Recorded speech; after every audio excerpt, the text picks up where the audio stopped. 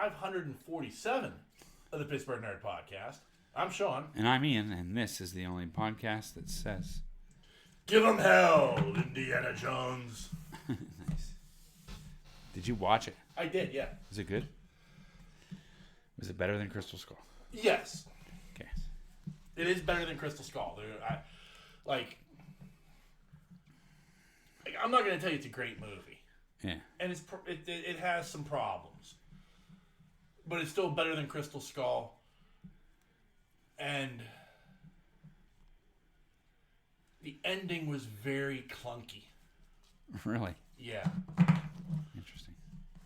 Like, I don't want to give anything away, but like it was like the ending was weird. Not in a black hole weird kind of way, but it was like just a very clunky weird ending. Yeah. I didn't quite like. I got it. It made sense, but at the same time, there was something I was like, "What the?" Yeah. Okay. So I wish you had watched it. I was hoping you had, but once you do, we'll get further into it. Yeah, yeah. But yeah, I watched it. I enjoyed it for the most part. Okay. Like at the end of it, I wasn't sitting there going, "That was a waste of 2 and some plus hours." Right. I enjoyed the hell out of it. It was the ending was kind of yeah. But overall, I enjoyed it. That's cool. I mean, 4 is just so fucking good. Yeah, it is. I mean, like 3. It's like that thing of like even like in Crystal Skull, like there's those moments where you're like, "Fuck, here's Indiana Jones." Yeah. Yeah. Like even as an old man, that's Indy. Yeah. And as an even older man, you're still like, "That's Indy." Yeah. That's cool. Yeah. Yeah, I should have watched it. Yeah, I watched it last night. And today, I thought it was a movie. Turns out it's a TV show, or it's a show on Netflix called Obliterated. Okay. The concept, and the reason I thought it was a movie was based upon the concept. And Netflix never tells you. Like, Netflix is never like, this new series coming to Netflix. It's always like, here's just a trailer. Yeah. Like, oh, okay, this looks interesting. And the concept is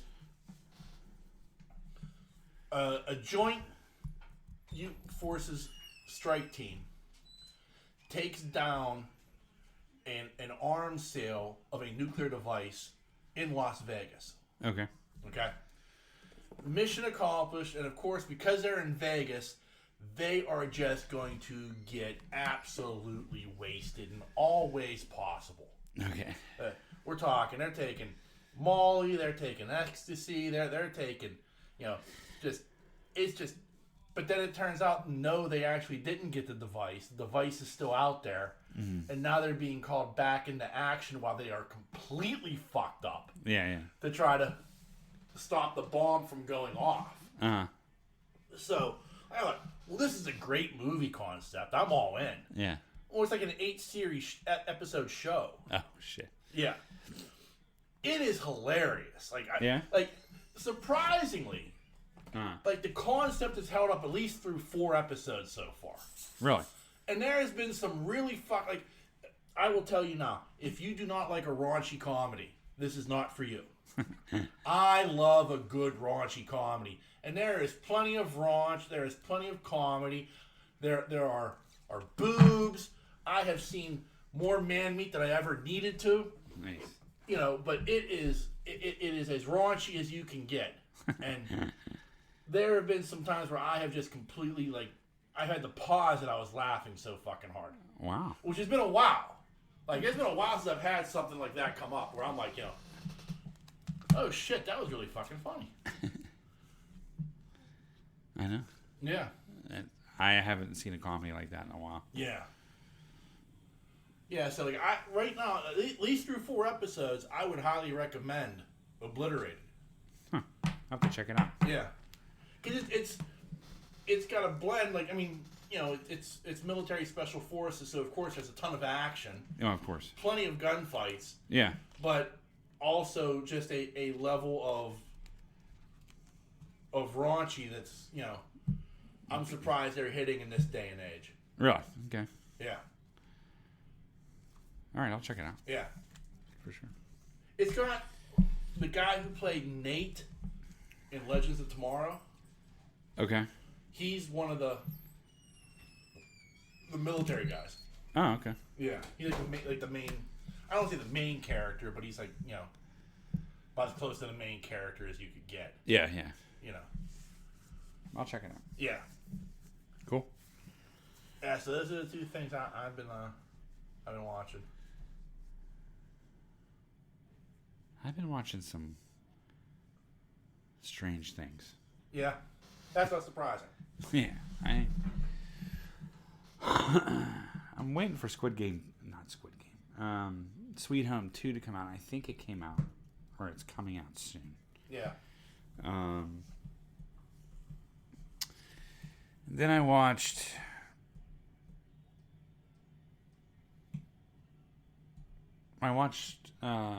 the new Spider-Verse animated again. Yeah.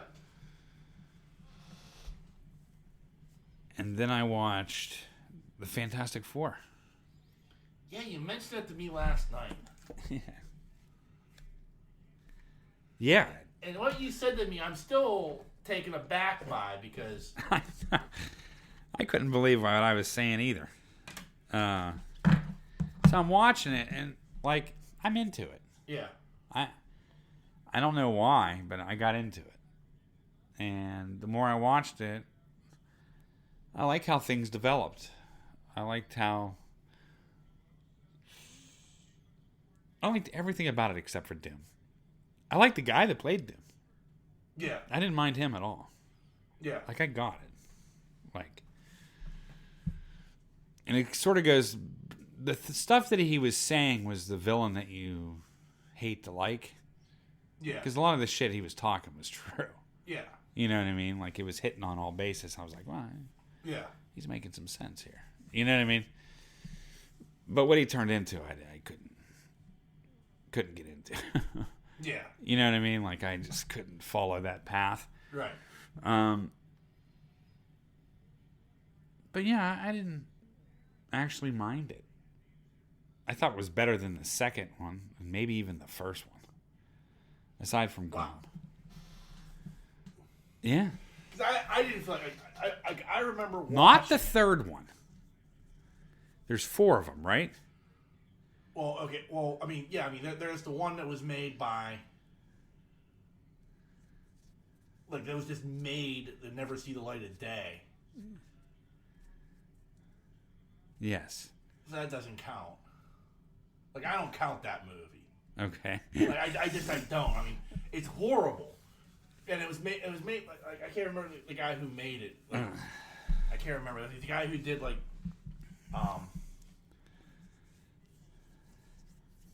can't remember.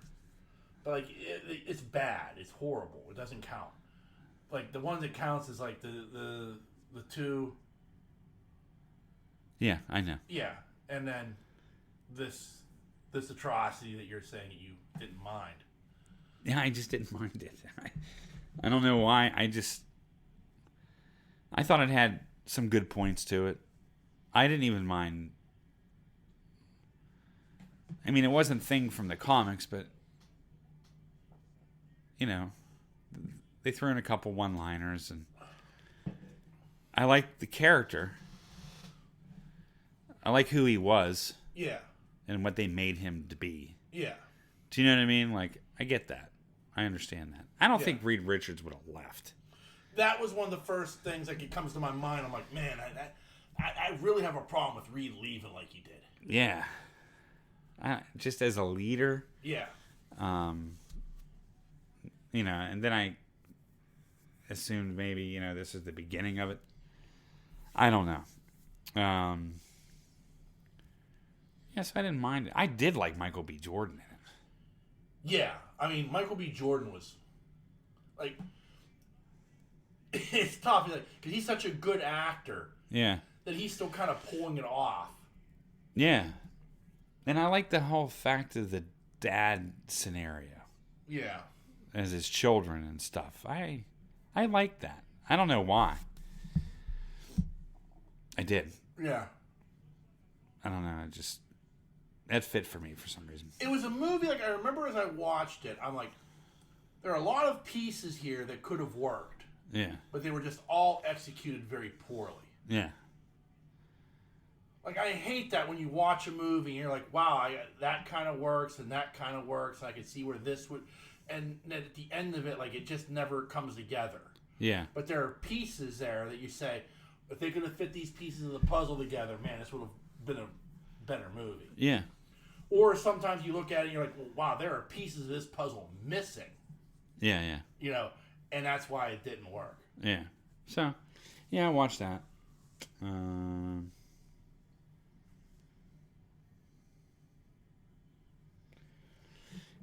then, and then I was watching. And then I was watching.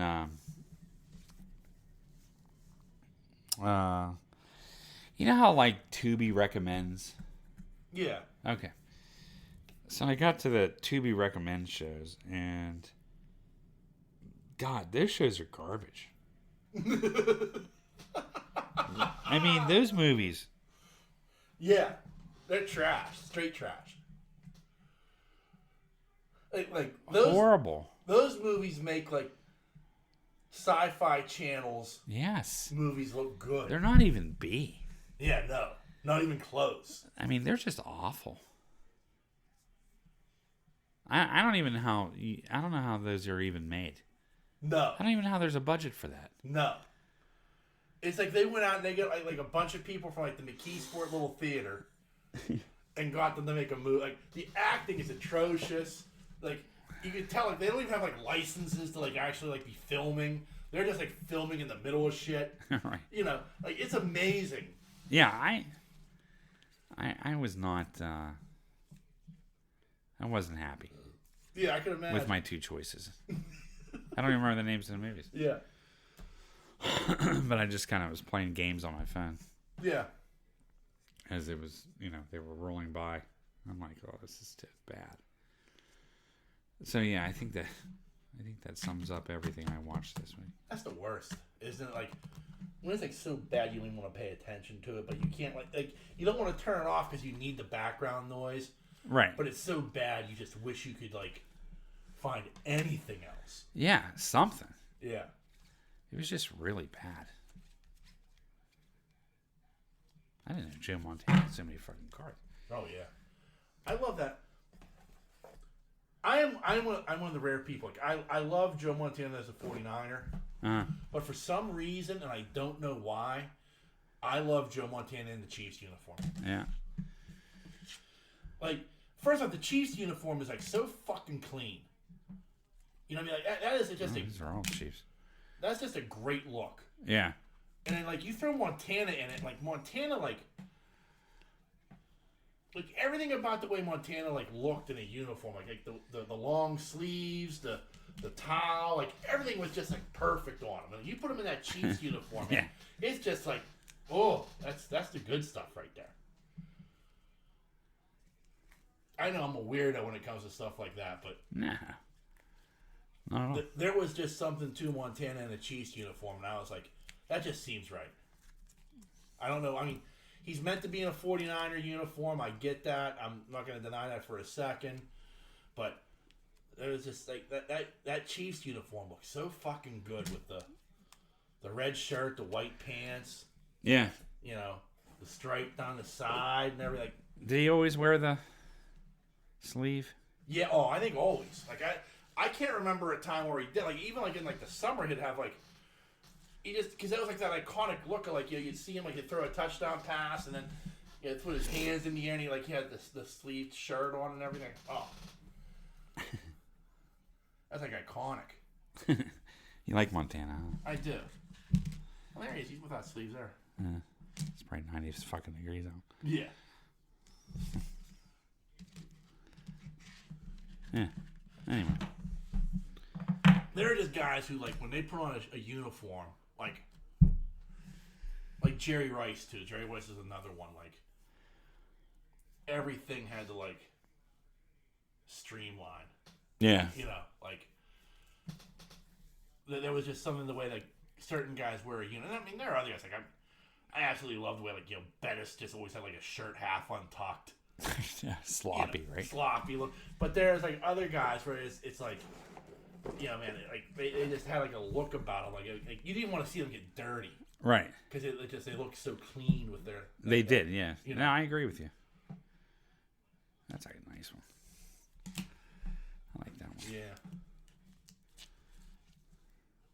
That is nice. Yeah. So. Anyway. So, did you see the trailer for Furiosa?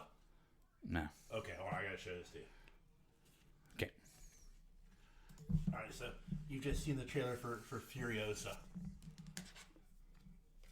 Yeah. I love a good Mad Max movie. Now, I know Yeah. this isn't Mad Max, but it's a Mad Max, like, what do they say, saga or something. Okay. It's taking place in the world of Mad Max, so it's a prequel to Charlize Theron's character. Yeah. Fuck, does that look good? Yeah, it does, man. It looks brutal. Like, I remember when I was a kid, like, I'm talking like 8. My parents took me to the drive-in to see Mad Max. Yeah. Not realizing what it was. They just thought it, like, in the trailers, it's just like cars and stuff. They thought it was like the Dukes of Hazzard in Australia. Right. And, far from it. Right. But at 8, like, even though, like, in a way scared the piss out of me, I also kind of, like, appreciated it a little bit. Like it was like the first, like I was like, oh, shit, that's really good. Yeah, yeah. Like, I didn't quite understand it, and it wasn't until later in life, like, maybe 5 or 6 years later, I was like, oh, shit, that really is a good movie. Yeah, yeah. And then you come with The Road Warrior, which maybe one of the greatest apocalypse movies of all time. I mean, it is. I mean, I could watch that over and over. Yeah. I love that movie. And then, I mean, even like Beyond Thunderdome, as bad as that movie is, it's like there's a lot of redeeming in it. Yeah. Like, yeah. I could find redeeming values in that movie. Yeah. And then, I mean, you get Fury Road all these years later, and that was like so fucking good. Yeah, it was. Like, and George Miller's like the guy who's been behind this the entire time. And like I don't know what that guy sees, but like he's a genius. Like all those movies look like they have a cinematic look to them that like especially like the only person I can compare it to is I can't think of his name now. The guy who directed The Evil Dead. Oh, Sam Raimi. Sam Raimi. Like, George Miller sees things kind of the same way Sam Raimi does. Like, especially with, like, the way he, like, cuts to a different scene and stuff like that. Like, Yeah. Like, I remember when I watched the last Doctor Strange movie, there were, like, the way he, like, went from, like, a scene to a scene, like it was like, oh, shit, like, that's Sam Raimi. Yeah, yeah. Like, there's no doubt about that. Like, that's the shit Sam Raimi does. Yeah. And that excited me because it's like, oh, that's Evil Dead Sam Raimi, Yeah. And it's the same thing with George Miller. Like George Miller, like the way he like does, like the way he makes a scene look, the way he like when in the original Mad Max, when he goes on the rampage against that biker gang, like the way that is shot and done is so fucking good. Yeah. I haven't seen Mad Max in years. The only problem with that movie is it's poorly, like, it's poorly acted. Yeah. And George Miller clears that up later on by just like, well, nobody talks. And there's minimal dialogue, in The Road Warrior, there's minimal dialogue. Like, honestly, if you think about it, people don't say much in those movies. Nah. In Beyond Thunderdome, he makes the mistake of letting people talk again. And it's like, okay, but there's like, there is some good, like, who runs Bartertown? You know, like shit like that. Like, you know, Master Blaster runs Bartertown. Like, I love shit like that. Like, I can watch that all day. But, like, he goes back to, like, minimal dialogue in Fury Road. Yeah. Like, you don't need much. And, like, in this movie, it looks like, yeah, I got good actors, but I'm not letting them talk. Right. Right. We'll just let the action of the road, you know. Fury Road is good, though. It was so fun. I mean, it was like that thing. Like, at first, I was like, man, how do you replace Mel Gibson? And Tom Hardy was like, yeah, you can replace Mel Gibson. Yeah. Yeah. You know, and I'm like, okay, I'm in. I'm fucking in. Hold my beer. Yeah. But, like, it also, like, I mean, the first time I see the fucking guy with the guitar and, like, the truck filled with amps and the flames coming out the pipes, I'm like, holy fuck. What is this? He chained to it. Yeah. So he wouldn't fucking fall out. Oh. It's badass. Even, like, the stuff, like, with the guys on, like, the poles. Yeah, I thought that was pretty cool. Oh, all that stuff was so fucking well done. And, like, he does it all, like, I was like, nah, we're not going to do that digitally. We're gonna actually have people do that. Like, give me Circus LA. They can do that. Right. Fuck. It's like, you know, a stuntman in the industry. You want me to do what? Oh. Fury Red. Yeah. You sure? Yeah. Yeah. I'm going to be hurting at the end of this one. Yeah. Because, like, he does it, so little is done digitally. Like, I mean, it's like, it's nuts. That's why everybody's bald in the movies, because all their hair's been singed off. Yeah. But it looks amazing. Yeah, it does. No, it does. I'm not denying Yeah. how it was shot. Yeah. Yeah. It was great. And I hate... sorry. I hate movies in the desert. I know. I hate the desert. Like, even, like, the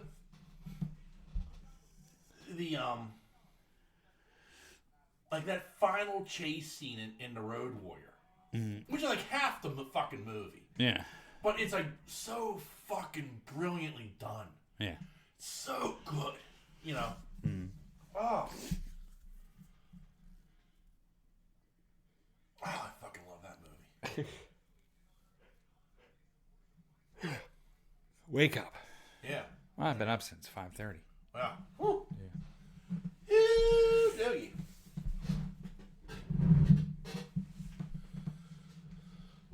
So, did you see?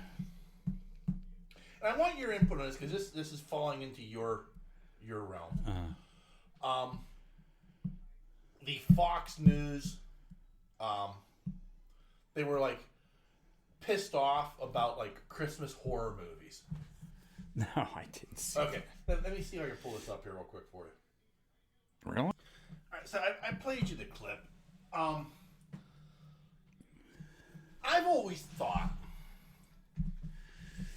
like, it's a tradition of, like they're acting like this is, like, something new. Yeah, I know. But yet, like, Christmas horror movies. Of course they are. Yeah, of course. Like it's new to them. Yeah. But, like, holiday horror movies have been, like, a tradition for 40 years. Yeah. To me, like, I it doesn't feel like it's something Well, usually all that new. Well, usually with the rise of horror movies and slasher movies and stuff like that, there's usually civil unrest in the world. Yeah. People are pissed off. People, do you know what I mean? Right. And so that's why horror movies always keep coming back. Yeah. Do you know what I mean? It's not like a dead genre. Right. Like, because the world is so up and down. Right. That these movies are made. And it just kind of goes along with the world. Yeah. Do you know what I mean? Right. So I don't care. I mean, as far as holiday movies, that are horror, I don't care. They've been doing it for years, so I don't know. I just don't. I don't understand Fox News anyway. So no, I mean neither do I. I thought it was interesting because it's like, to me, like, if you're somebody who's not in the horror genre, Yeah. or at least even aware of it, like if you think it's something that only comes around Halloween, Yeah. then then you'd be shocked by this. But like to me, who like I'm not a horror aficionado by any stretch of the imagination, but I know these movies exist. Like, I mean, I know that. I mean, this year's supposed to be one with David Harbour as Santa Claus, where it's like I watched it. Did you? Yeah, of course I did. Okay, but I mean that looked really good. Like, it's because it looked like Die Hard with Santa Claus. It was good. Yeah. I can't believe I didn't talk about that. No, you didn't. Yeah, it's good. Yeah, I wanted to see that, and Thanksgiving looked in. My problem is I don't like Eli Roth all that much. Yeah. Okay, Like, I understand that. I'm not a fan of his, and like I know like he did. Like this is based off of a trailer they did way back when they did the when Tarantino and Robert Rodriguez did the double feature. Yeah. And that was a trailer that was part of that, and so that makes sense to me because it was always like, well, Eli Roth could make that into an actual movie, Like Machete. Yeah. Yeah. Yeah, and I think somebody still wants to make Nazi werewolves from the SS with Nicolas Cage as Fu Manchu. Why not? I mean, why wouldn't you? But like but to me, like it's like it's funny when like a news organization like that like stumbles across this and their first reaction is, well, of course this is an attack on Christmas, and like, no, it's fucking not. All right. Like, here, let's take you down a stroll down memory lane for the last 40 years. Plus, you're right. Like, there's a rise in horror movies when there is... Like, horror movies reflect what's wrong with... Like, what is a reflection of society. It's always what's been said. When the zombie genre jumps, it's because of this. When the vampire genre jumps, it's because of this. Right. Like, there's always a reason why you suddenly see a rise in horror films in mainstream. Right. And it's usually tapping into the culture of the world at the time, right? Particularly America, right? But it made me laugh because I mean, the one host in that clip was like aghast, like, I can't believe they do this, and of course they're going to desecrate Christmas with, they can't do uplifting movies. I'm like, there's plenty of uplifting movies. Oh, it's called the Hallmark Channel. Yeah, yeah. They're all over the place. Yeah. Lifetime, Hallmark, they all do them. Yeah. Netflix has a few. But no, there is a flip side to that coin. I hate to break it to you, and there are people who do enjoy these. Yeah, it's just, and they're not degenerates. I mean, they're. Yeah, she acted like one of them. Yeah, him. Yeah. Like flabbergasted that this was even a thing. I'm like, I don't know. Have you been on the 700 Club? Yeah. For all your life? Yeah. I don't get it. You know what I mean? Yeah. I'm right there with you. I chuckled at it because it felt like, wow, what a naivete to have. Yeah. That you would think that these didn't exist until now. Yeah. And then you sit there and you spout like, well, this is obviously an attack on Christmas, and no, it's not. I know. I mean, he's probably he's probably that guy who would be upset that to me, Die Hard is a Christmas movie. Yes. What's wrong with you? That's not. I mean, it's a fucking. I don't care what you think. It's a Christmas movie to me. Right. And that's how I celebrate the season. Me and John McClane. Right. I hate to break it to you. But that guy would probably be flabbergasted that I'm not sitting down and watching It's a Wonderful Life and White Christmas and the classics like that, because that's what you should be doing. Right. That's not me. Right. No, I get that. It's just weird. It was weird to me. I got a chuckle out of it just because it was like, I wanted your opinion because it's like. Yeah, I know. I just it's just, I don't know. These people have been living under a rock, or is just, well, it just shows you how the media is trying to sensationalize everything. They're trying to sensationalize something that's been around forever. Yeah. But I do think, like, I think that guy has lived under a rock. Apparently. Like it's that thing of like, you have such long blinders on Yeah. that you see nothing around you whatsoever. Right. You know, you were so like, you don't understand what other people want to watch. Right. You know, I agree. It's just odd. it is. It's very. I mean, it's like that thing of like I can disagree with something. Like, I think reality TV is awful. Okay. Okay, but there are people who watch it and completely want to just tune out. Yeah. I get that. Yeah. You know what I mean? Like, you want to watch The Golden Bachelor? By all means, go ahead. But it ain't for me. Yeah. You know, you want to watch The Masked Singer? Go ahead. It ain't for me. Right. You know what I mean? But in that same breath, you know, when I'm watching Loki, don't mock and ridicule me. Right. Because I'm not watching The Golden Bachelor and The Masked Singer. Right. Right. You know what I mean? Like, that's the difference. Like, that guy has got his blinders on so tight that he's so tunnel focused on, well, obviously the things that I like are the things that everybody should like. Right. Well, no, that's not the case, buddy.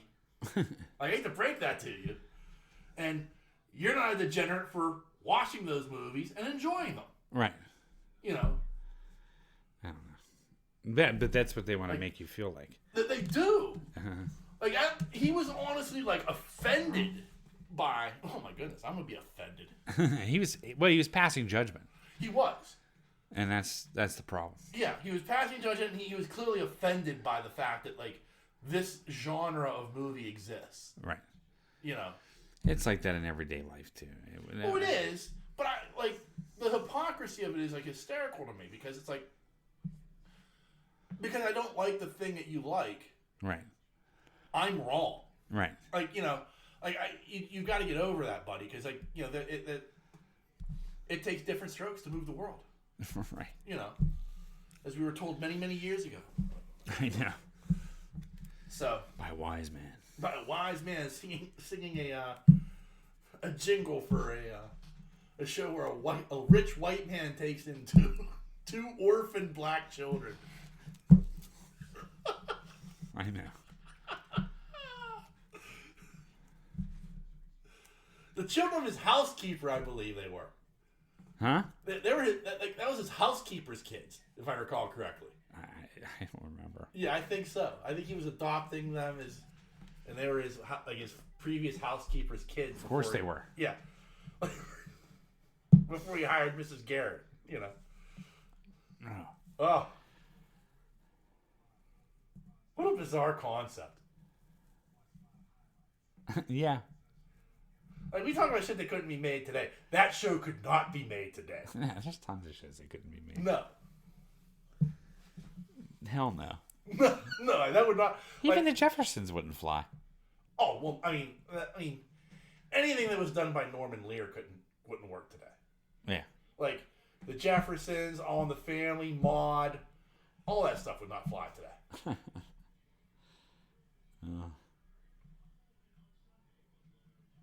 Which is just hysterical to me. Did you ever see the episode? I think it was the Jeffersons. It might have been All in the Family, where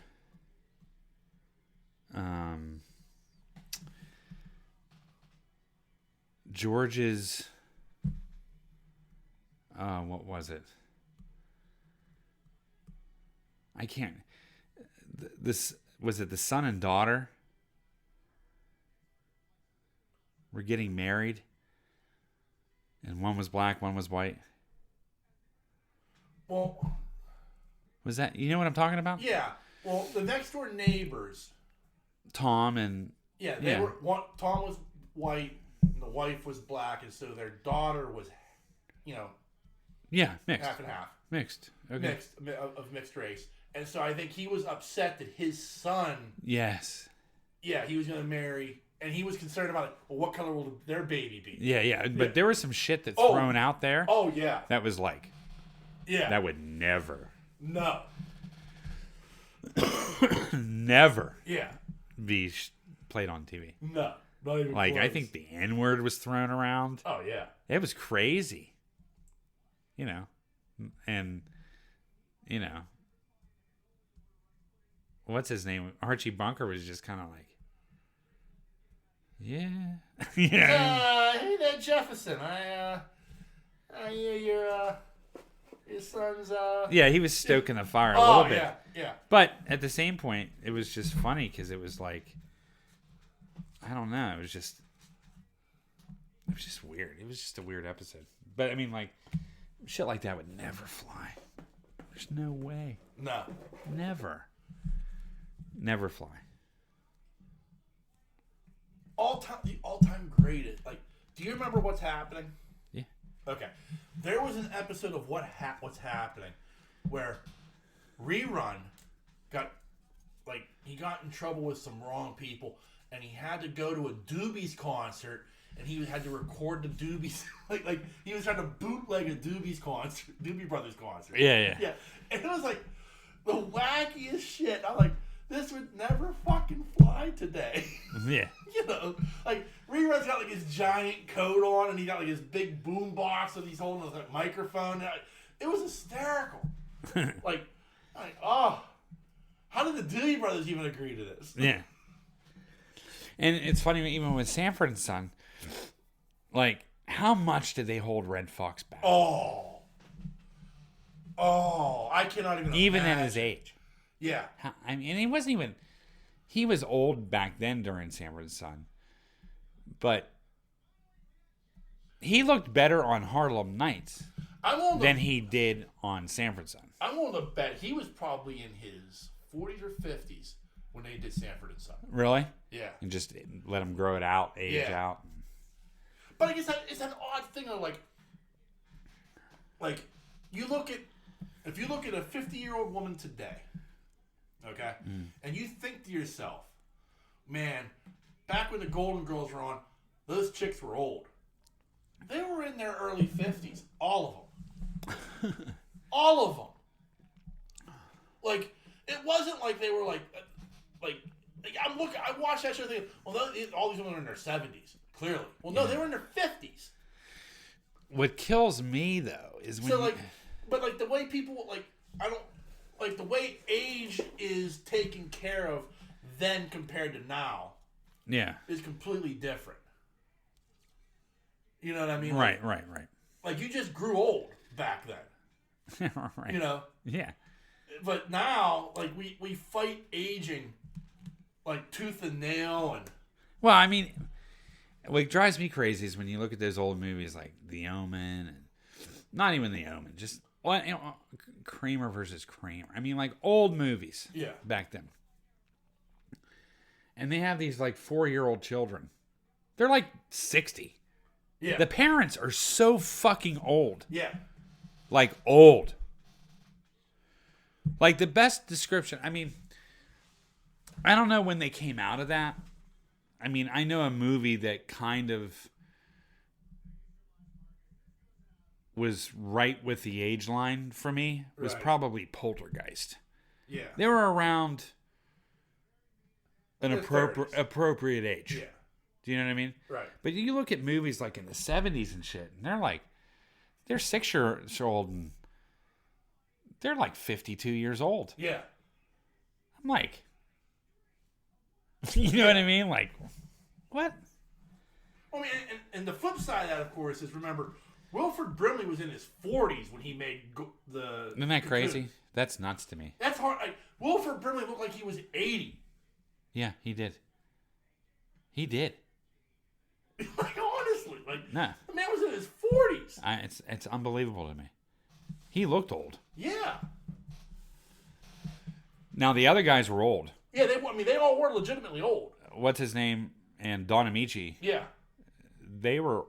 They were in their 70s, I believe. Yeah. Yeah. But, yeah, Wilford Brimley was like in his 40s. Yeah, but he didn't look too good in the Thing either. Yeah, but I mean that's the thing. That's the thing. Like it's interesting how like you just aged yourself. Like Yeah. Like Red Fox, like you're right. Like he looked horrible. I mean, he's probably meant to look horrible, but I mean he was probably in his late 40s, early 50s when he made Sanford and Son. But when he, in that movie. I mean, when he's in his Harlem Nights, he's probably in his 70s, 60s or 70. 70s, yeah. And looked good. Yeah. It must have been them holding him back is what aged him so bad. Yeah. Like all those years of doing Sanford, all he wants to say is fuck and he can't. And it just knocks another year off him. Yeah. I just want to tell people to clean their ass. Yeah, but I mean, like, he's, like, he's foul-mouthed. Oh, yeah. And so was Delarice. Yeah. Even though she was... Yeah, people are like, touched by an angel and shit. Touched by an angel in my ass. Shot off my fucking pinky toe. Yeah, but I mean, like, before that, I mean, like, Red Fox, everyone, like, Red Fox, everyone's on. I was like, dude, he's got... I mean, you think Pryor was hot? Oh. Nothing compared to Fox, man. Yeah. I mean, Pryor had his day. Don't get me wrong. Yeah, don't get me wrong. Like, I mean, but I mean, Pryor was good. But I mean, like, I think the thing was like Red Fox was in the 50s and 60s. I know, that's the thing. That's the thing. Like, he was like so raunchy and dirty in the 50s and the 60s where it was like so taboo. I know, and that's the thing. It's like, like when Cause came out, Cause was clean. Yeah. And like he maintained his cleanness. Yeah. He was proud of that. But like Pryor came out clean. Yeah, Pryor did come out clean. And so did George Carlin. Yeah. They were trying to emulate Cosby. Right. And then they both said, fuck it. Yeah, right. And then they became great. Yeah. And like Murphy was great. Yeah. Murphy came out hot. Oh, yeah. Murphy came out saying fuck. Right. Speaking of Murphy, I watched that new Christmas thing. Oh, yeah? Yeah. Well, it had Eddie Murphy in it, man. Yeah. I'll watch anything with Eddie Murphy in it. If I get 4 lines and an eye roll from Eddie Murphy in a movie, that satisfies me. Yeah. I don't care how bad it is. I just love Eddie Murphy movies. Even the Haunted Mansion? Yeah. Oh, wow. Ramsley. I love Eddie Murphy. I do. I'll watch anything. Yeah. He's one of those actors. I'll watch anything he's in. Yeah. I think he's a good actor. Even if it's a bad movie, he acts well in it. Yeah. Like Dr. Dolittle was actually pretty good. No, I will agree with you. Like Eddie Murphy, like Daddy Daycare was funny. That's one of my favorites. Yeah, and he did some stuff like with Doolittle, and there is some stuff when you look at the career of Eddie Murphy, where it's still pretty fucking funny. Nutty Professor. Nutty Professor was hysterical. Even like the second one was pretty fucking funny. Coming to America. Well, I mean, Coming to America. That's just Trading Spaces. I mean, like you name the movies. I mean, like he is really good. And very weirdly, I'm looking forward to Beverly Hills Cop 4. Yeah. Are you? Yes. I mean, like, I don't know why. Yeah. I have no reason. Like, I loved 1 and 2. 3 was bad. Yeah. But I still watched it and loved Eddie. Yeah. But, like, for some reason, I'm just like, man, one more time is Axel Foley. Yeah. One more time, buddy. Come on. He's good. Yeah. And, like, he did clean up.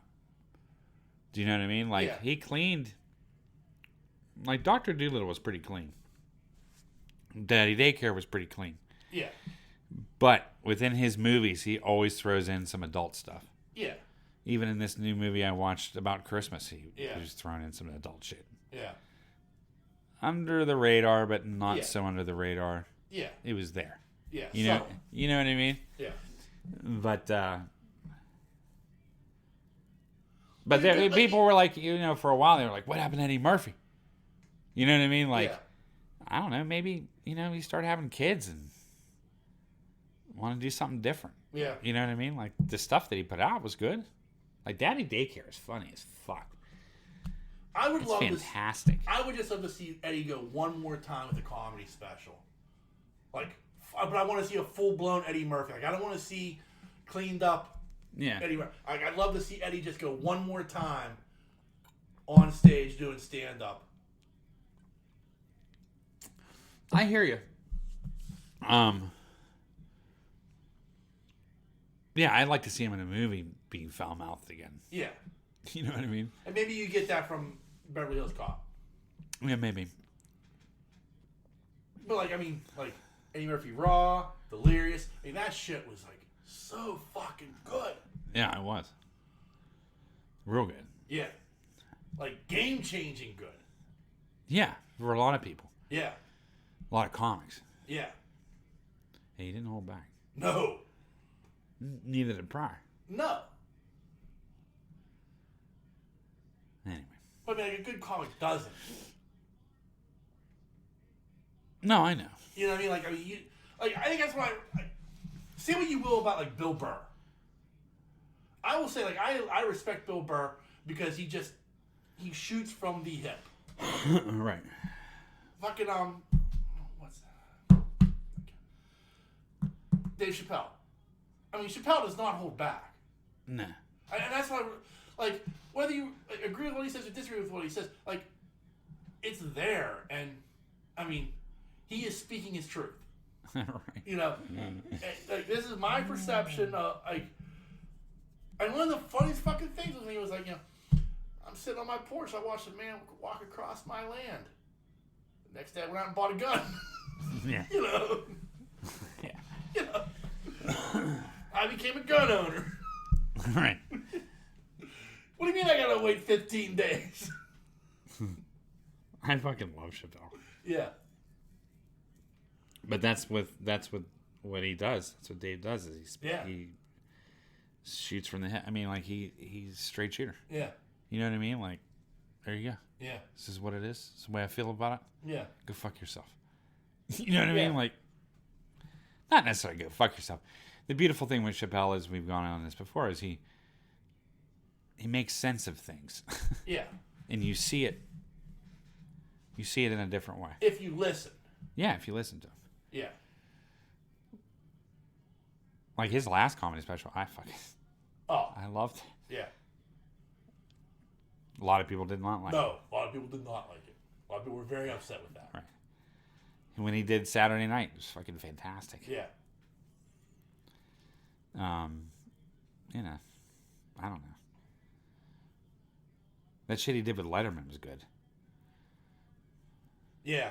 When he sat down with Letterman. Yeah. Yeah, that was great. The David Letterman. Letterman's a very good interview.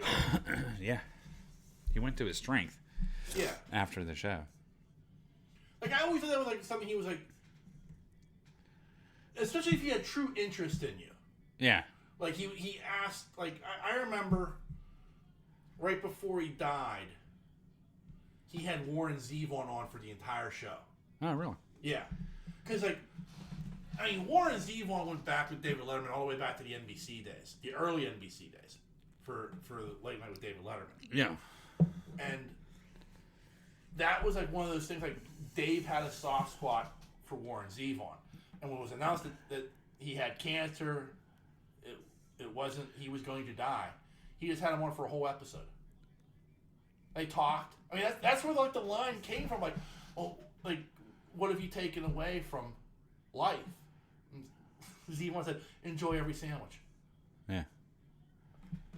Fucking brilliant. But, like, that entire episode being dedicated to Zevon, they talked. Zevon played music. Like, it was just an hour of Dave and Warren. Yeah. Like, spending their last time together. Yeah. And, like, when you think about it, it's, like, heartbreaking in a way. Yeah. But it's also touching that Letterman thought, like, so highly of this person that I know you're dying. You know you're dying. I'm going to give you this one last opportunity. Yeah. You know? It's fucking amazing. Yeah. Yeah, so I'm a fan of Letterman. I always have been. I was always a Letterman watcher. So I watched Letterman. Yeah. When I was younger. I was never a Tonight Show guy. It just wasn't up my alley. I was a Tonight Show guy with Carson. Yeah. Like, I wasn't a Jay Leno fan. And it's nothing against Jay, because I watched some stuff, like I watched Jay Leno's Garage. I think Jay was just so, for lack of a better term, generic. Yeah, agreed. You know, I mean, Letterman later on, he became very politicized. I mean, like, I watched the interview he did with Barack Obama, and he did everything but suck Obama's dick. Yeah. You know, because he was enamored with Obama as president. Yeah. But he took a genuine like to Obama. Right. I know. There's no doubt about that. You know. But like, it just became like that thing of like I always felt Letterman's strength was if he has a true interest in you, he's a very good interview. And I think it shows in that show, especially because he's picking the people he wants to talk to. Like, I remember he did the one with Howard Stern. That's a phenomenal interview. Yeah. I like the one with Julia Louis-Dreyfus, too. Yeah. Like, I like most of them. Yeah. He does Letterman's just a very good interviewer. He asks the right questions. He probes just deep enough. The Ryan Reynolds one was good. Yeah. The Tony Stark. Robert Downey Jr. Yeah, that was good. Yeah. Everything he's done is good. Yeah. Yeah. I quite enjoy that show. Yeah. You know what I mean? Yeah, I really dug the Ryan Reynolds one. Yeah. I like how he goes into their environment. Yeah. You know what I mean? Right. Like, it's no longer them coming to him. He's going to them. Yeah. You know, in their space. Yeah. I just... It's so much better. I find it so much better than just, like, watching a talk show. On, you know, like... Yeah. It's with a band and all this crap. And, you know, he's sitting in Ryan Reynolds' house and they're making pizza. Off an oven brick, fire oven pizza. But also, that's great. So often on, like, if you're on one of those shows, you're there to promote something. Right. You know, and, you know, it's like, there's a pre-interview. And so, like, when the host is asking the questions, they already know the answers they're going to get. Yeah. You know, like, it's all laid out. Yeah, like, this is kind of impromptu, like... It's more intimate. It's more impromptu. It's more a conversation. Yeah, exactly. And then, you know, all of a sudden Blake shows up and then she goes back. Yeah. You know what I mean? Like, it's a household, yeah. Right? You know? I don't know. I really dig it. I do. Yeah. And, like, I like it even better because you can see Letterman's interest in these people. Yeah. You know? He likes them. Yeah. You know, it's not something he has to do for... It's like, it's nice where he is at in his life because he doesn't need to do any of this. Right. Do you know what I mean? Right. Like, he doesn't have to do any of this. Right. And he's just doing it. I think it's actually really cool. Yeah. You know what I mean? So, anyway. I would definitely agree. Just because it's genuine. Yeah. And, you know, they're not pushing stuff and... Yeah. You know. Let's get to the clip. You know.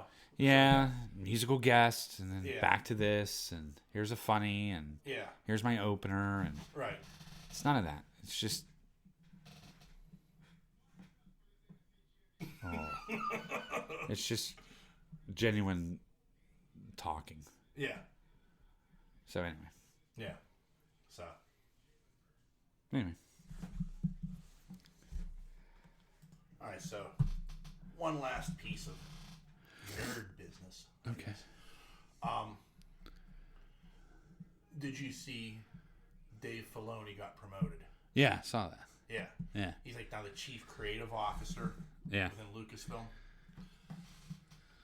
Made me happy. Made me hope that things are going to go in the right direction going forward. You think? Well, I think it from this standpoint. And I've said this before, and to me, the biggest problem with the sequel trilogy is it doesn't fit together. Yeah. It's 3 completely separate movies. Right. And the third movie has to try to piece the other 2 together. Right. Like, there is no cartilage linking them together, really. Right. So, that's a problem to me. Yeah. You know, and I'm hoping that a guy like Filoni can kind of pull that together. Yeah. Going forward. Like, I guess the beauty of the Mandoverse, if you will. Like, it's very Marvel-like in that it's all connected. Right. so like that's something I really like about those shows. Even like the Book of Boba Fett was just meh, but it connects to the others. Right. So that when it'll connect to Ahsoka. Ahsoka connects to this, and so.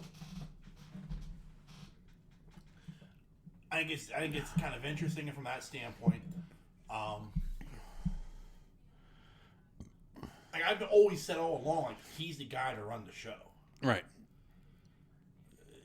So I feel like and he's saying he's not in charge, but it feels to me like he's going to be the guy that like, okay, this is our idea. Well, how do we make this work? Yeah. And connect to everything else. Right. And some things don't need to be connected. Like anything you're doing, like before the Phantom Menace. Right. Doesn't need to connect to anything in the future. Right. But I feel like there are things like when they do the Rey movie, like, that's got to connect to things somehow. It can't just kind of like flail on its own. Okay. You know what I mean?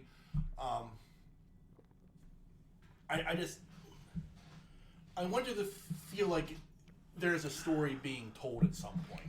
Yeah. I think that was the failing of the sequel trilogies. It's the story that it's trying to tell never really gets told. Right. I agree. And it would have, like, if you had somebody just... Like, even if J.J. Abrams doesn't want to be the director for all three movies, which he didn't. He didn't want to come back for the third one, but they kind of, like, backed the Brinks truck up to his house. And he's like, oh, okay, I'll take the money. Yeah.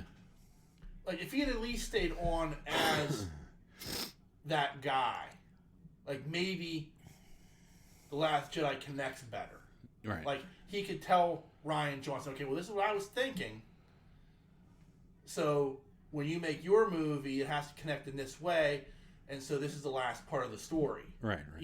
Instead, as much as I love that movie, it just goes spiraling in a completely different direction. And then J.J. Abrams comes in and is like, wow, how do I steer this shit back? Yeah. So that's what I'm hoping for from having a guy like Filoni at that position. Right. Is it that there is connective tissue going forward to all of this? One can hope. Yeah. Yeah, I'm sure it'll be fine. With him in charge. I think so too, because they've shown, like, he's shown that want to do it. Like, he's shown, like, this connects all the way back to here. Like, with, like, Rebels and Clone Wars and stuff like that. Like, he's created connective tissue spanning decades. Yeah, with these series. Yeah. So yeah, like, I do feel like that there is a way for that he's the guy who can do it, because that's something he believes in. It seems like. Right. I mean, the other side of it, in these movies, I don't need Ahsoka popping up in every fucking movie. Right. You know what I mean? Like, it's just the story has to be cohesive. Right. I think that's part of the, like, there are people who hate Andor. And it's like, well, why do you hate Andor? Well, it doesn't feel like it's part of the story. Well, it is. It's just, it's not that story. Right, right. Like, it's a completely different Star Wars show, but it does connect to, to Rogue One eventually with this character. Right. Like, and you can see, like, the beginnings of what the rebellion is. Like, that's the brilliance of that show. Oh, yeah. So no, you don't get, oh, I remember that character from the cartoons, or, I remember that character from here. Like, no, you don't end up getting that in that show because it doesn't connect that way. Mm. But there's still a connection. Mon Mothma's in it. Andor's in it. Like, you get these. That's your connective tissue that's leading you to what the rebellion becomes in that moment. Right. So. But I'm excited. Plus, I mean, he's a Pittsburgh guy. Yeah. He's very weird. Like, I know he loves the Penguins. Yeah. He wears Penguin shit all the time. Oh, really? Yeah. Oh, yeah. You'll see him on the set with like a Penguin T-shirt on. Uh-huh. You know, and he got his little cowboy hat on. But like it's always like he's always got like a Penguins T-shirt on or some sort of piece of Penguin paraphernalia of some type. But I don't know how he feels about the Steelers and the Pirates.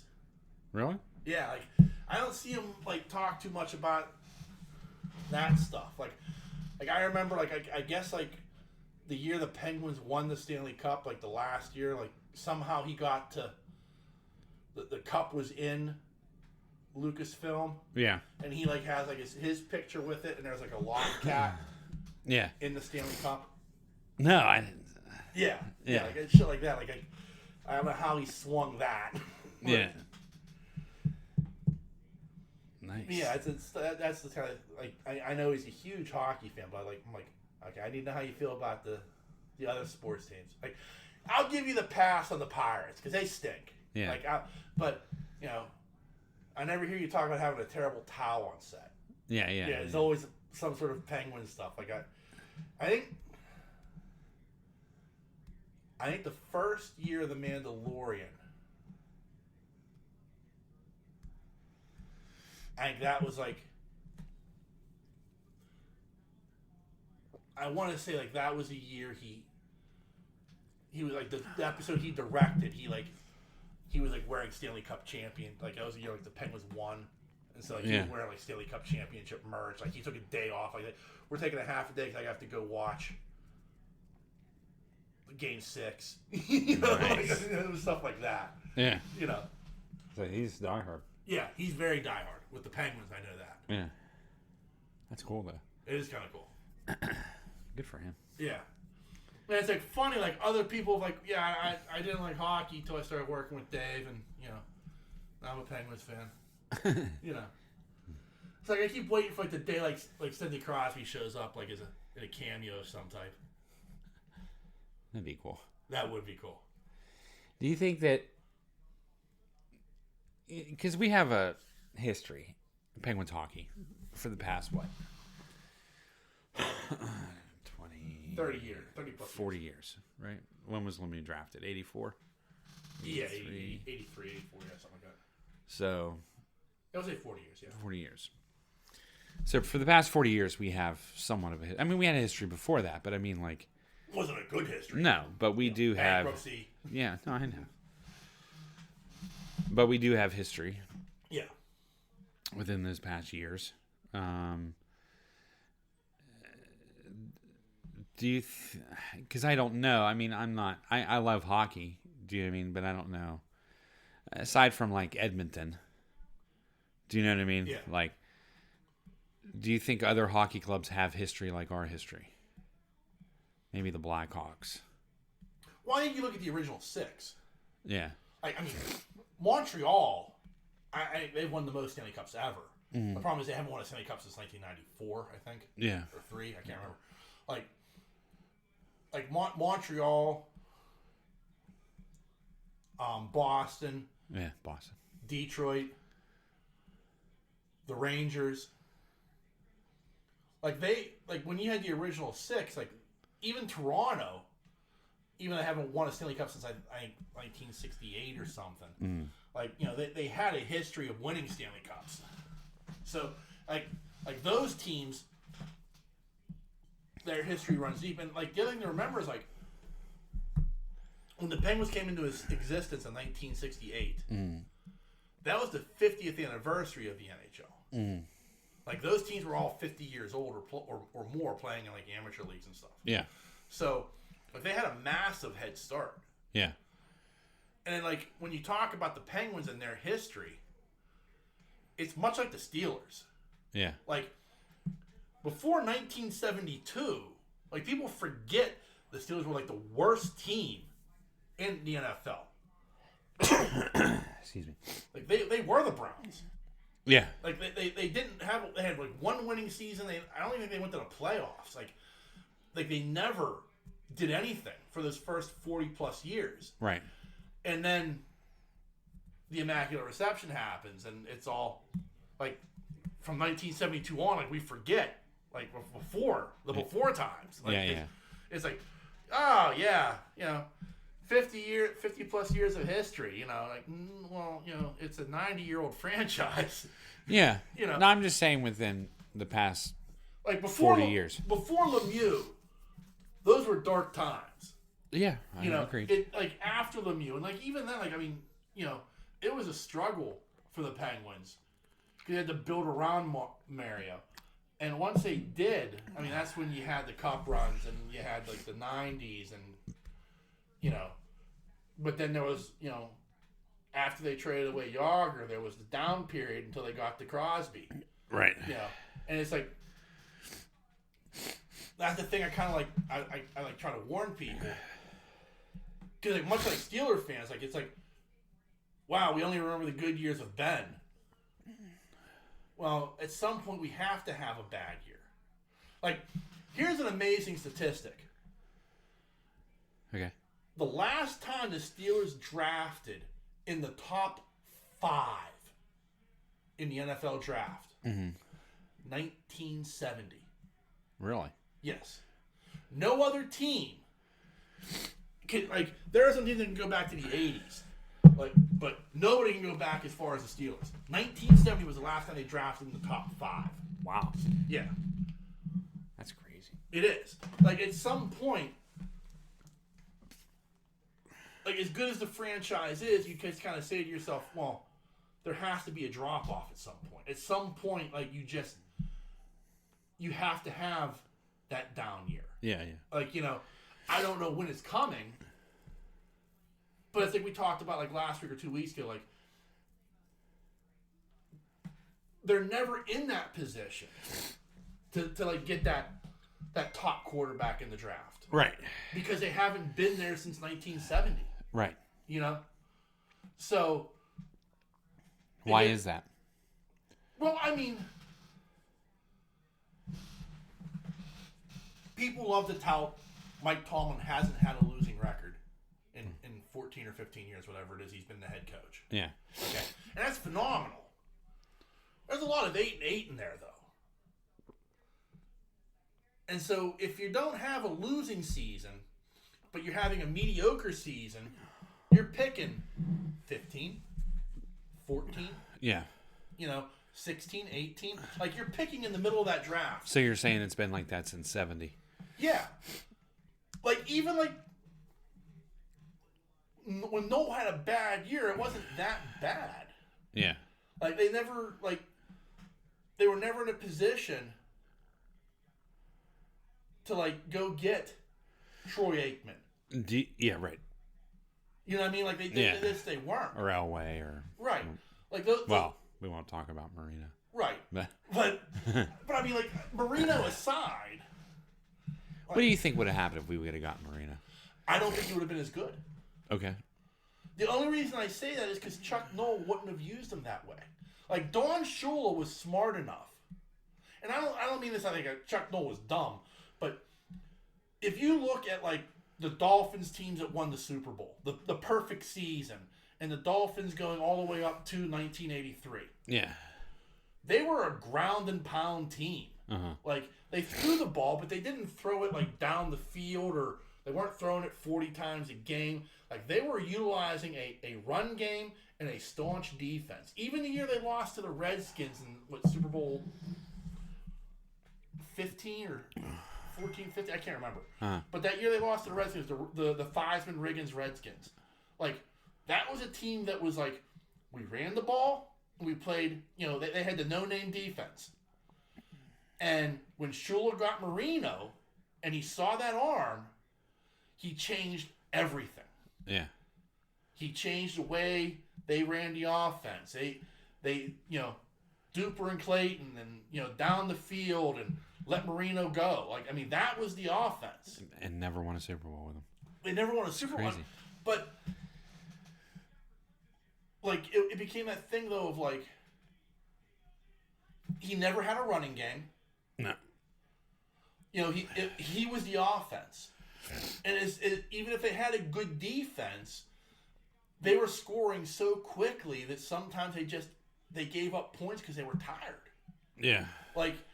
They weren't the Bills later on would run that no huddle, red gun offense, but the defense was conditioned for it.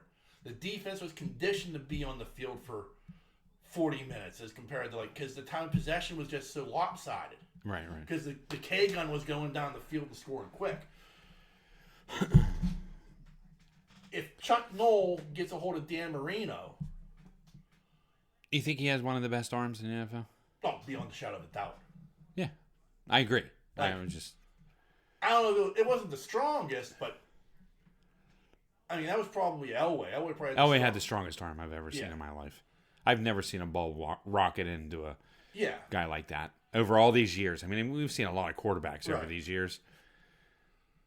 But Leftwich had an arm. Yeah.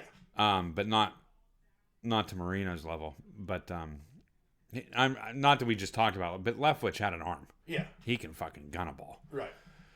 Whether it was on target or not. Yeah. But I mean, But that was the thing. Marino was accurate. I know. And he was so he got rid of that ball so fucking fast. Yeah. His release was so quick. You watch all these quarterbacks and there's a wind up. He had no wind up. It was back and gone. Yeah. And that's how strong his arm was. If he did do a wind up, who knows how strong his arm was. But it was just back and gone. So.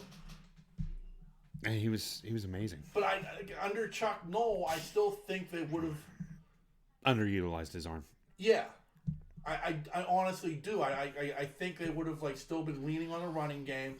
They would have believed that defense still wins, which at that time it did in a lot of ways. I mean, you look at as great as that 49ers offense was, that defense was just as good for them. Yeah. It's underrated.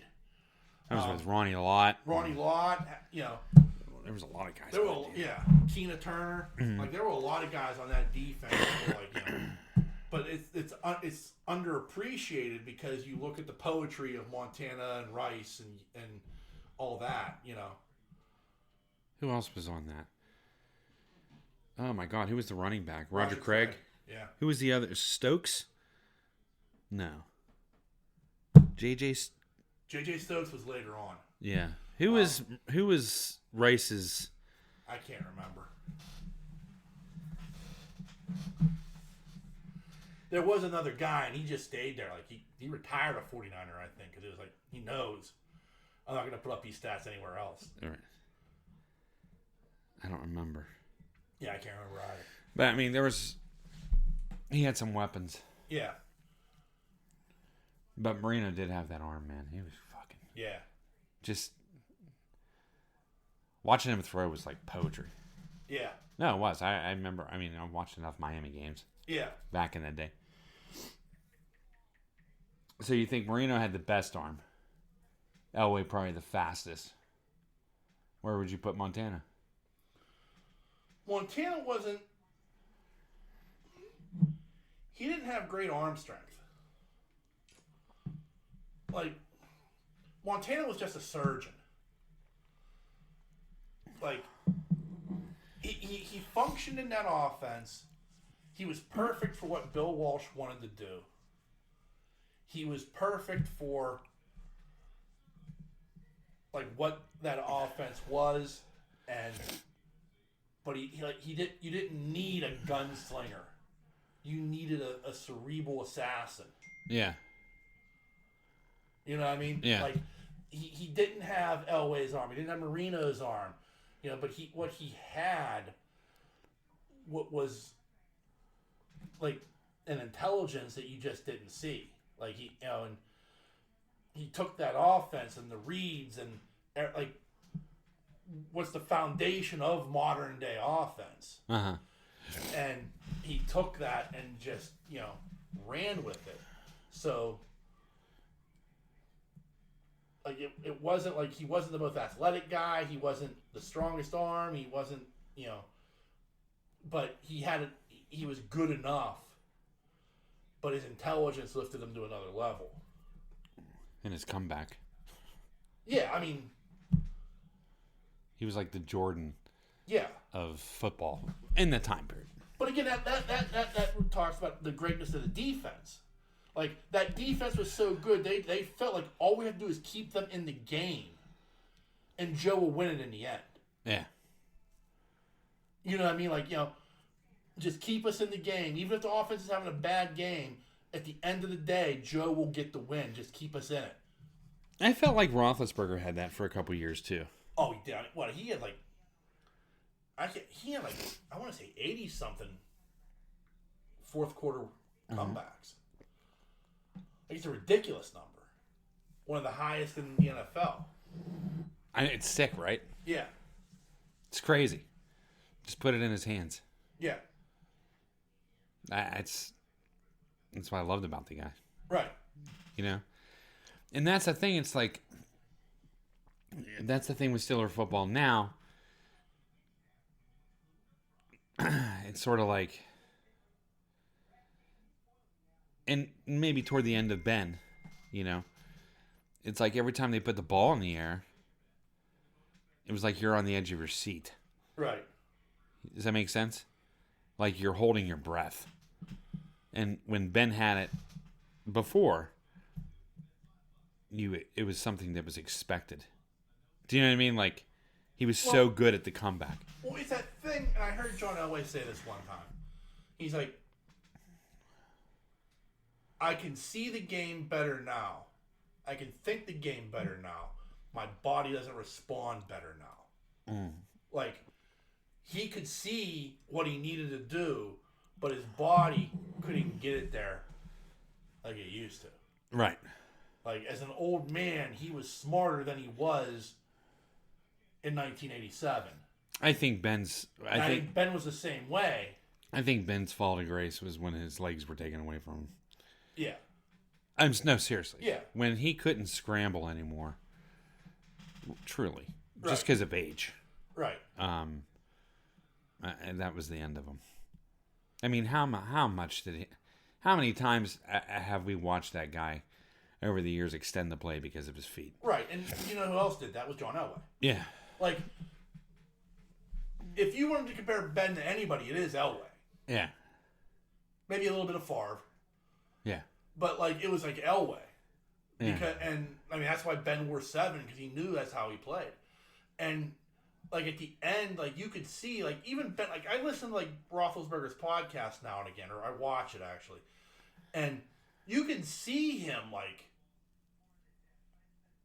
for a guy who was, like, not considered the most cerebral, and neither was Elway, like, the way he sees the game now is probably 100 times better than it did than it was when it was happening. Yeah. Like, you go back to, like, you were watching Super Bowl 43. Like, Ben today is 100 times smarter than Ben then. Oh, I agree. Ben won on athleticism back then. Yeah.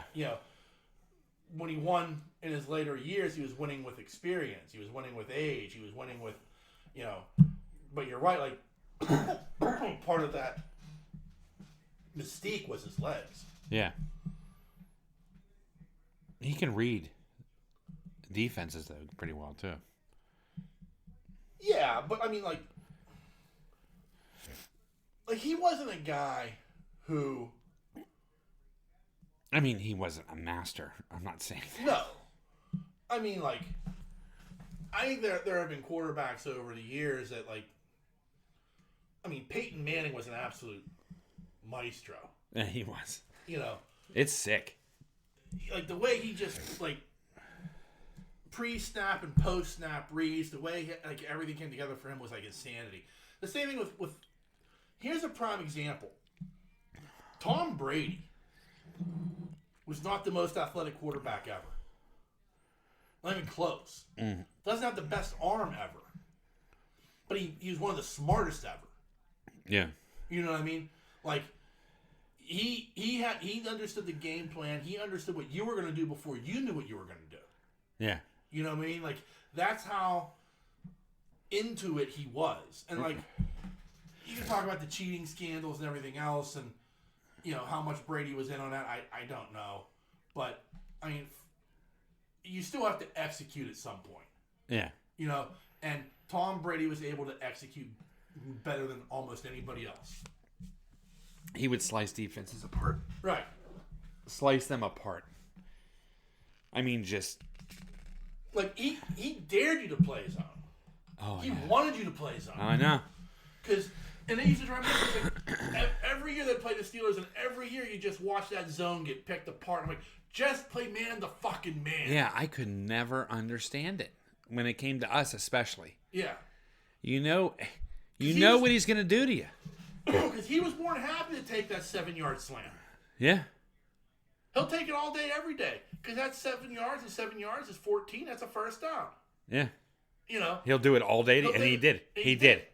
He absolutely picked us apart. I mean, there was that one game, they didn't run the ball for the first, 37 plays. It was, 37 straight passes. Because Brady was just picking apart that zone. Yeah. And when they didn't adjust coming out of halftime, yeah, I was almost done watching. We're going to continue to play our zone. Why would you do that? I mean, it wasn't until, later But on, how could you not adjust to that? Right. You've seen it all fucking half.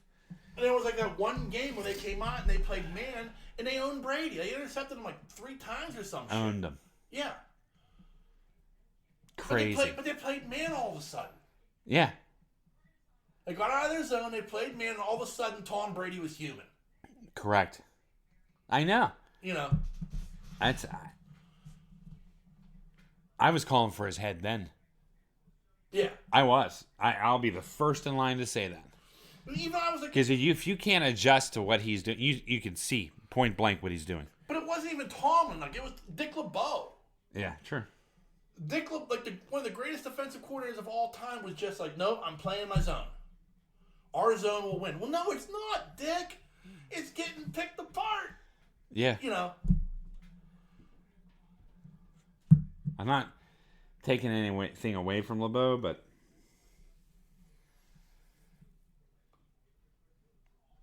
God, when you did, that was probably one of the most frustrating games I've ever watched in my entire life. I've watched some frustrating Steeler games. And it was he didn't have good receivers. I mean, Julian Edelman and guys like that. Yeah.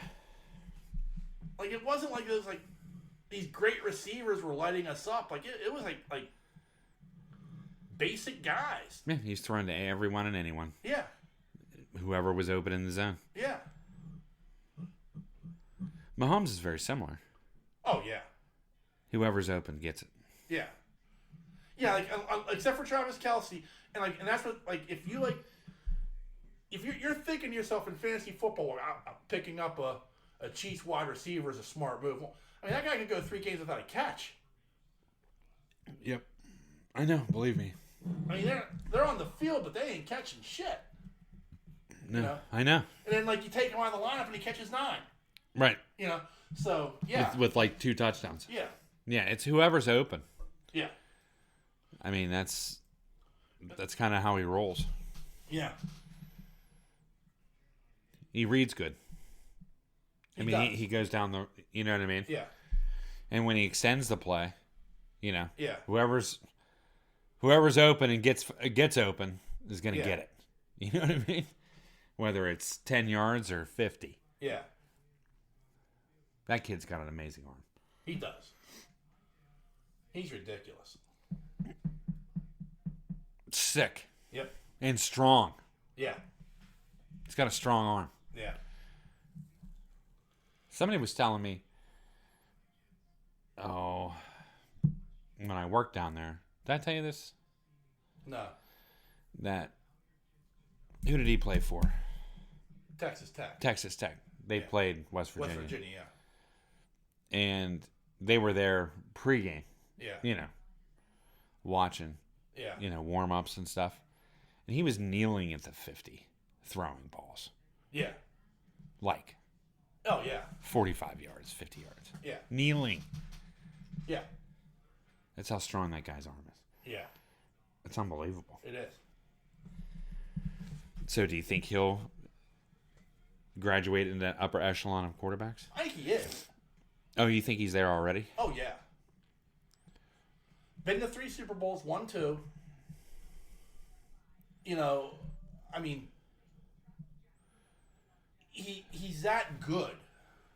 I mean, the last Super Bowl they won on his back. Yeah. They almost the Super Bowl they lost. The only reason they lost that game is because he was injured, still played behind a bad offensive line. and got the shit kicked out of him for 4 quarters. Yeah. You know what I mean? Like, they're just, like, he's just that good. Yeah. Like, the only problem is, like, the Chiefs have reached a point where they think to themselves, we can put anybody at wide receiver because Patrick Mahomes is that good, and you just need to invest in some receiver talent. Okay, gotcha. You know what I mean? Like, he threw that ball against Philadelphia to Scantling right there, and Scantling dropped it. Like, Yeah. it was in the bucket. Yeah, yeah. You know what I mean? Like, there's no reason that should have been dropped except for you're just not a good receiver. Yeah, yeah. Like, you know what I mean? Like, you couldn't have asked for a prettier ball. So, I mean, it's stuff like that that is just like... So getting rid of Tyreek Hill was a bad idea? I don't know if it's a bad idea or not, but you have to replace him. Yeah. Like, you don't get a Tyreek Hill, I get that. But, like, I think and as weird as this is going to sound to people, I think one of the mistakes they did make was getting rid of Juju Smith-Schuster. Really? Yeah. He was coming on at the end of the season and through the playoffs. Yeah. With Mahomes. And I feel like if you had kept him, you'd probably have a guy Mahomes would rely on. Yeah. Like, he's in New England now, and New England's a fucking mess at quarterback, so you don't hear about Juju anymore. Because he's in fucking New England. We're going to hear about him in a week and a half. Because the Patriots are coming to town. Yeah. But, like, to me, like, I was surprised they he signed a 1-year deal with them, and I was surprised they let him go. Because I really thought he was developing a rapport with Mahomes, and, like, nobody else was. Like, you know, Sky Moore's not doing it. You know, Valdez Scantling's not doing it. The only guy he has any real faith in is Travis. Yeah. You know, and, I mean, they're reaching a point where teams are triple teaming him because his numbers are down. So you have to rely on other people to catch the ball. And I don't think he has as much faith in them as... But I think if they had kept Juju, he would have had a nice second option to Travis. Right. I guess we'll have to see. You think they'd get somebody? I'm sure they will. But I mean, like, the problem becomes, like, they may go to the Super Bowl and lose to Philadelphia. Right. Or they may lose to the 49ers because what they've got isn't going to be able to match up. No? I don't think so.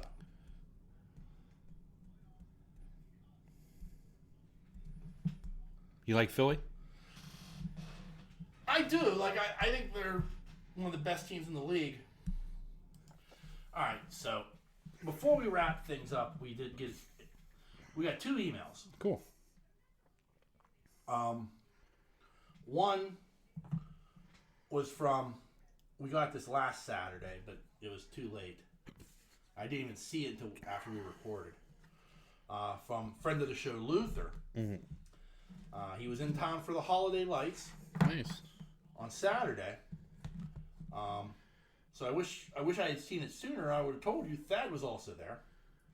He says, as we were crossing the bridge to get to Kennywood, there was a funeral procession. The casket was in a horse-drawn carriage with glass sides. What the fuck? Yeah. Any idea if this was a prominent person in the area or something? It was a beautiful procession, but I was curious because of the horses and carriages, etc. I tried looking up. I couldn't find anything for that day. Mm-hmm. So I don't know. You never know with this town. I've never even heard of that in this town. That's a New Orleans type of thing. Well, like, I've heard of it for, like, a fireman's funeral or a policeman's funeral. Yeah. So, like, I don't know. Like, I don't, because I don't watch local news. I know that's an awful thing to say, some people will think. Yeah. But I don't. I don't watch local news at all. Okay. So, like, if there was, like, a fireman who died, or a police officer that died, like, I don't know. Now, I mean, it also could have been, like, somebody who was with the department Yeah. for a long time. Right. And a lot of times they will get a if it was like a chief, like a guy who was chief for 25 years, right? Or something, he will get a special procession. But the horse-drawn carriage with the glass and the casket and everything, I've never heard of that. But also like I know they do stuff like that with. I've never heard of it in someplace like a Homestead or Carrick or someplace like that. Just put it that way. Right. That would have been like Pittsburgh. So I do not know, sir. But Thad was there, and Thad also wrote in to let us know what his experience at Kennywood was like.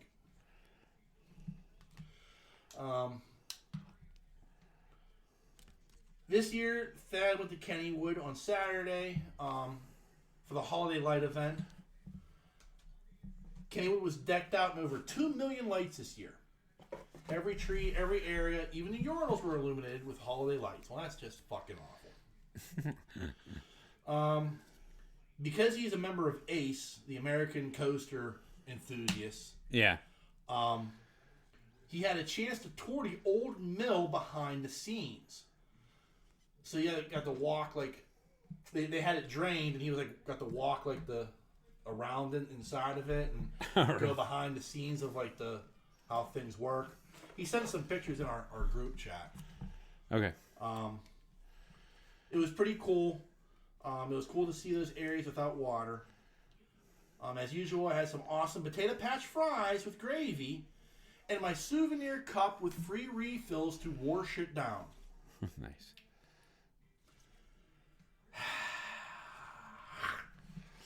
I rode the Jackrabbit, the train, Noah's Ark, and the kangaroo.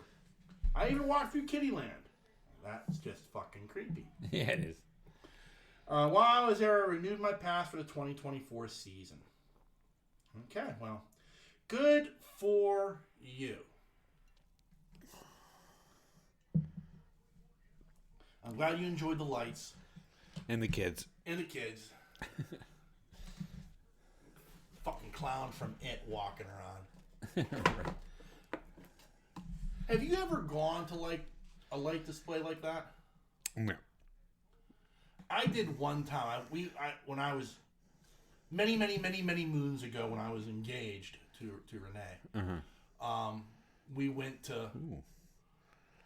Uh-huh. I can't remember like that, but it was like a holiday light festival where you drove through and there was all these lights, and I was just like, she's like, "This is so amazing," and I'm just like, "Yeah, right."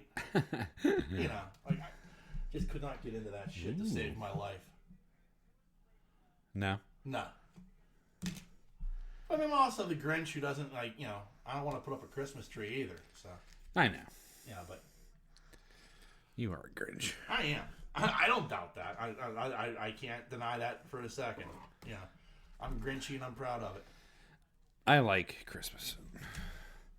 I like Christmas. I just don't feel the need to decorate for it. I hear you. Yeah. That's interesting. That's just not me. So. Understood.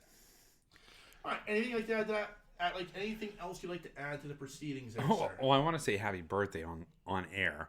Okay. I didn't do that. I texted you. Yeah. Well, thank you. But it wasn't like public or anything. anything. So on Thanksgiving, I actually had my birthday. Yeah. So. But it was nice. With the money my parents gave me, I bought the starting lineup figures I showed you. Nice. Yeah. I had a hearty sandwich. Way to throw that down the hole. I'm just kidding. I'm just kidding. You know what's fun about those? Like I buy these starting lineup figures. I've got 7 now. Right. They're not that expensive, for the most part. There are some where it's like there are some players like you're just not going to get. Like anything with Rod Woodson, it's like I look at that and I'm like, that's too expensive. I'm not spending that kind of money for this. Right. He wasn't that good. Yeah. I'm just kidding. But there are a lot that are like between $5 and $30. Right. So like that's within my price range where I'm like, I'm comfortable buying something like that. Oh yeah. And there's so many out there. Like, the one I want to get now, I have to look at the price of it. But there's one with Tony Dorsett, but he's in a pit uniform, and it comes with that little Heisman Trophy, too. Dude, that's the shit right Yeah. there. Like, I want to get that. Yeah. Like, there's also, there's a really nice McFarlane one. Like, McFarlane did, like, the big figure, much bigger than these starting lineup ones. Yeah. And they're really nice, but there's one with Larry Fitzgerald in his pit uniform. And it's like, it is, like, really cool, because it has a little peg, because it has, this, like, area of grass that's, like, the base. And then there's a peg, and he sits on it, and he's, like, laid out to catch a ball. That's awesome. It is badass. Yeah. Yeah. You know, but it's cool because he's in his pit uniform. I'm like, man, I gotta have that someday too. That's a little bit more expensive. Yeah. But yeah, I want to get my hands on the Tony Dorsett one, and also I think there's one with Barry Sanders in his Oklahoma State uniform with the Heisman Trophy. So yeah. So that's, I love Barry. Yeah. So like, that's the kind of stuff I'm looking at, like, because as a collectible, it's kind of cheap. It's kind of like buying like 90s Star Wars action figures. Yeah. Like, they're cheap, but you don't have the connection to them per se. Right. Like for me and you, like if it's from the 70s or 80s, like we want it. Like those 90s ones are like, But yet, I've still got a Prince Shizor and a Mara Jade one in my collection. Nice. Yeah. So. All right. Well, remember there are a number of different ways you can reach out and touch us. Hey. You can send us an email like Thad did. That email address is pittsburghnerd@yahoo.com. You can also find us on Facebook and Twitter. Just search Pittsburgh Nerd. We're very, very easy to find. And lastly, we are on a number of podcasting networks. You can find us on the Tangent Bound Network, the Weeby Geeks Network, and the Pod Breed Network. Just give them a Google search. You can find all the other great podcasts they have to offer. And lastly, as always, want to thank you, dear listener, for taking the time to check us out each and every week. We can't thank you enough for your patronage or your support. Agreed. And so on that note, the dreamer has awakened. Peace.